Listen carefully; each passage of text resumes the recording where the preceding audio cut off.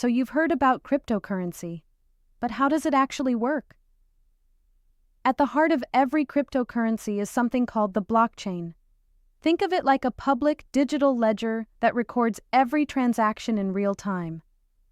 But instead of being stored on a single server or run by a central bank, it's decentralized, spread out across thousands of computers around the world.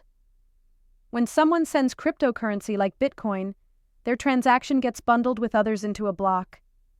That block is verified by a network of users, called nodes or miners, who make sure the transaction is legit. Once verified, the block is added to the chain forever. It can't be changed, faked, or deleted. That's what makes crypto secure, transparent, and resistant to fraud. Most cryptocurrencies use one of two consensus methods to verify transactions: proof of work or proof of stake. Each has different rules, but both are designed to keep the system honest without needing a middleman. Wallets store your crypto, but they don't actually hold coins like cash. Instead, they store the keys that give you access to your funds on the blockchain.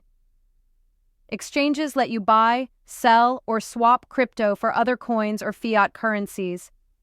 Some are centralized, like Coinbase. Others are decentralized, like Uniswap. So when you send or receive crypto, you're not moving physical coins. You're updating records on a public system that anyone can verify but no one can fake. Want to go deeper? Head over to crypto101.com for full breakdowns, wallet comparisons, and crypto walkthroughs. This is Crypto 101, Crypto Simplified, Wealth Amplified.